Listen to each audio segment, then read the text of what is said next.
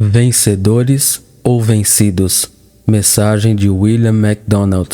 Um dos versículos mais problemáticos em relação à questão da segurança eterna é Apocalipse 3, verso 5. O vencedor será assim vestido de vestiduras brancas, e de modo nenhum apagarei o seu nome do livro da vida. Pelo contrário, confessarei o seu nome diante de meu Pai e diante dos seus anjos. As palavras "de modo nenhum apagarei o seu nome do livro da vida" parecem implicar a possibilidade de que aqueles que não vencerem serão apagados. De início, isto levanta duas perguntas: o que é um vencedor? E o que é o livro da vida? A definição básica de um vencedor se encontra em 1 João 5, versículos 4 e 5. Ele é aquele que vence o mundo, porque todo o que é nascido de Deus vence o mundo, e esta é a vitória que vence o mundo, a nossa fé. Quem é aquele que vence o mundo, senão aquele que crê ser Jesus, o Filho de Deus?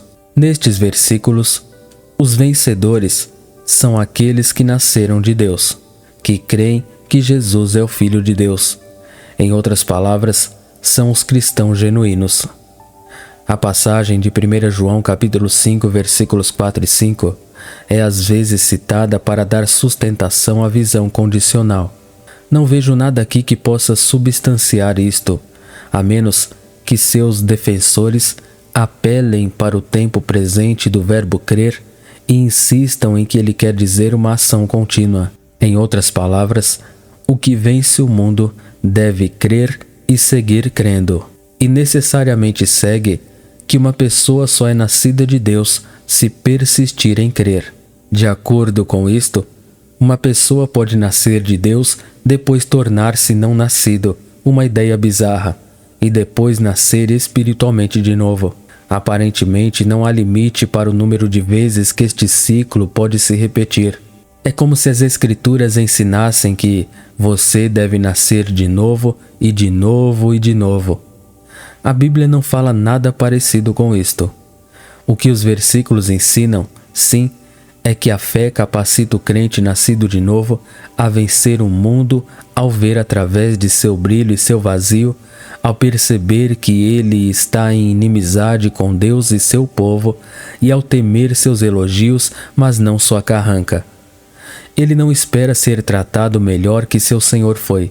Um santo genuíno continua a crer, sim, não como condição para a salvação, mas como característica de sua nova vida. 3 vezes, o apóstolo João se dirige aos jovens da família de Deus como os que venceram o diabo. 1 João 2, versos 13 e 14 e 1 João 4, versículo 4. Mas eles não o fizeram baseados em sua própria força, mas pelo poder daquele que habita neles. 1 João 4 e 4. Agora nos voltamos para nosso versículo original em Apocalipse. Observe as promessas que são feitas a um vencedor aqui e em outros lugares no livro. Ele comerá da árvore da vida, Apocalipse 2 e 7. Não será ferido pela segunda morte, Apocalipse 2 e 11. Como a segunda morte é o lago de fogo, e como apenas os incrédulos serão feridos com a segunda morte, Apocalipse 20 e 14, todo vencedor é um verdadeiro filho de Deus.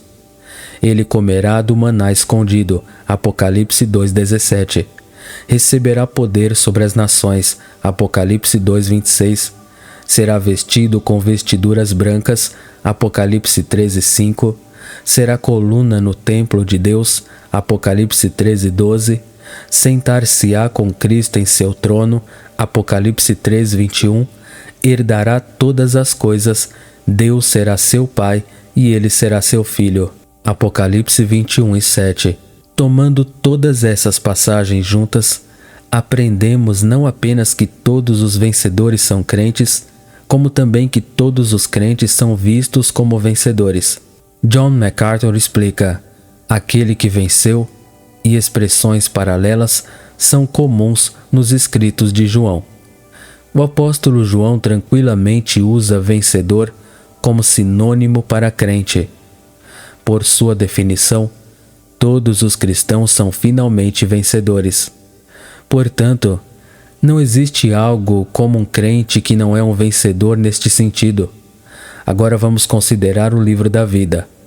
Os nomes dos companheiros de Paulo estão no livro da vida, Filipenses 4:3. E peço-te também a ti, meu verdadeiro companheiro, que ajudes essas mulheres que trabalharam comigo no Evangelho e com Clemente e com os outros cooperadores cujos nomes estão no livro da vida. Nomes dos que adoram a besta vinda do mar não têm seus nomes no livro da vida do Cordeiro. Apocalipse 13, verso 8. E adoraram-na todos os que habitam sobre a terra, esses cujos nomes não estão escritos no livro da vida do Cordeiro, que foi morto desde a fundação do mundo. Os que não estão registrados no livro da vida são jogados no lago de fogo. Apocalipse 20, versículo 15.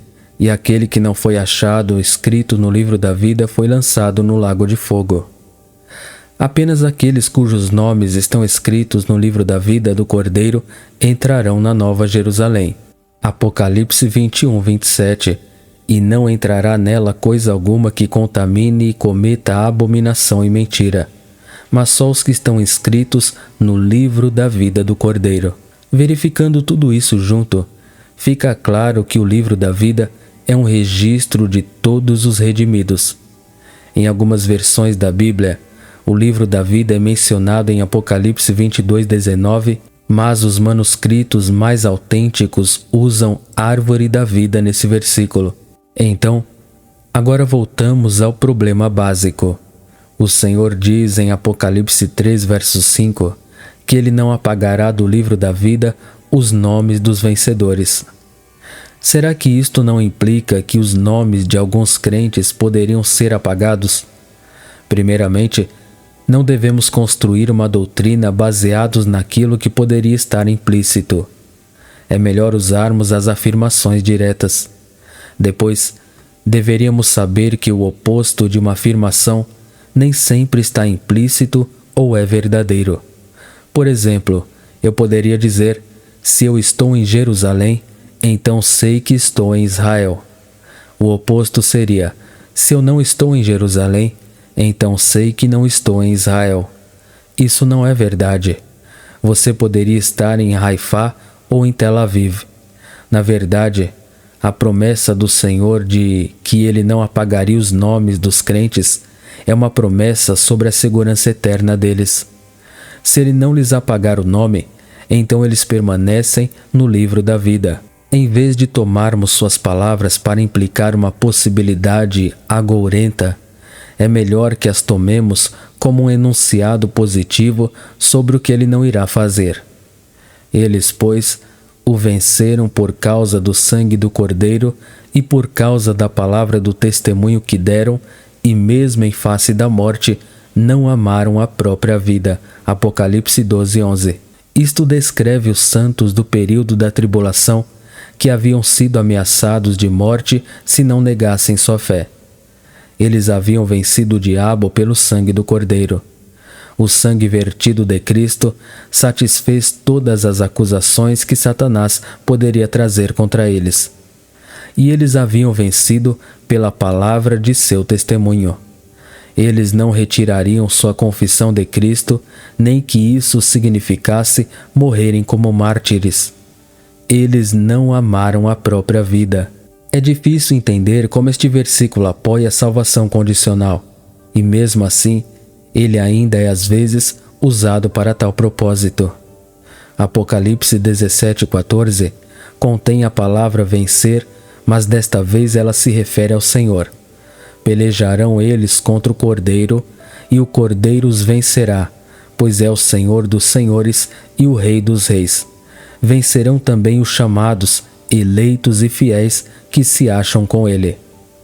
Este versículo antecipa Apocalipse 19, versículos 19 a 21. No segundo advento de Cristo, os 10 reis mencionados em Apocalipse 17, versículos 12 e 13, tentarão impedir o Cordeiro de assumir o domínio mundial. Unido com os exércitos celestiais de todos os redimidos, ele os vencerá. Apocalipse 17, 14. As palavras chamados, eleitos e fiéis só podem ser aplicadas aos santos. Aqui eles são os santos que vieram do céu com o Cordeiro. Apocalipse 19, versículos 14 e 21. Logo, não existe nenhuma chance de que eles percam a salvação se não forem fiéis. Vamos considerar mais uma passagem que fala sobre vencer. O vencedor herdará estas coisas, e eu lhe serei Deus, e ele me será filho. Quanto, porém, aos covardes, aos incrédulos, aos abomináveis, aos assassinos, aos impuros, aos feiticeiros, aos idólatras e a todos os mentirosos, a parte que lhes cabe será no lago que arde com fogo e enxofre, a saber, a segunda morte. Apocalipse 21, versículos 7 e 8. Existem apenas duas classes, os salvos e os perdidos. O versículo 7 descreve os salvos. Todo o restante, versículo 8, são os perdidos. Não somos salvos por vencermos. Vencemos porque somos salvos. Aquele que vence herda todas as coisas. A vida eterna está incluída em todas as coisas. Deus tornou-se nosso Pai e nós nos tornamos seus filhos e filhas quando confiamos em Cristo. Mas as palavras "serei vosso Pai" e "vós sereis para mim filhos e filhas" descrevem uma intimidade maior de relacionamento. Amém. Deus em Cristo abençoe a todos.